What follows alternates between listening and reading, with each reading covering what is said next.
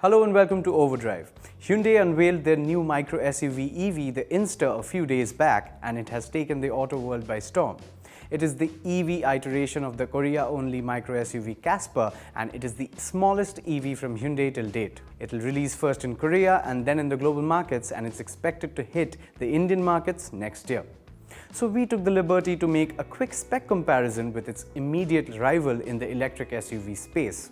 The Indian market has its own Tata Punch EV as the smallest electric SUV. Let's see how the Inster fares against the Punch EV. Both the cars have a long-range version to themselves with a larger battery capacity. The Inster holds a bigger battery in both the cases with 42 kWh in the regular and 49 kWh in the long-range versions.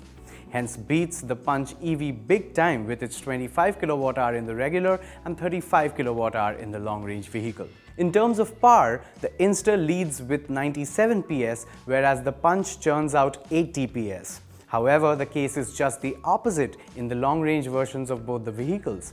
The Punch leads with 120 PS, while the Inster falls short marginally with 115 PS. In the torque department, the Inster holds 147 Nm for both the regular and long-range ones.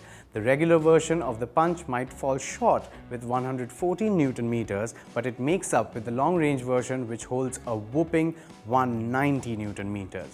Top speed on all the vehicles are mostly similar, with the Inster, Punch and the Punch Long Range all having the same 140 km/h, while the Inster Long Range inches forward a little bit with higher 150 km/h top speed.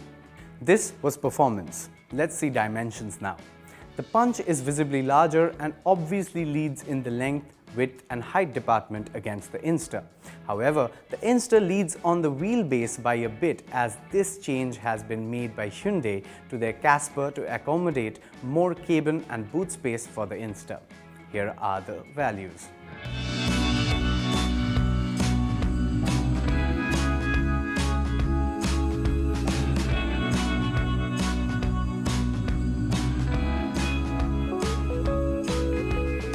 Again, the visibly larger Punch EV leads in boot space with 366 litres, whereas the Inster trails behind with 280 litres.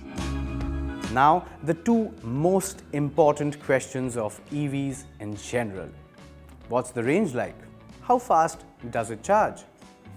The Inster holds a WLTP projected range of over 300 km on the regular one and 355 km on the long-range version, with 15-inch wheels.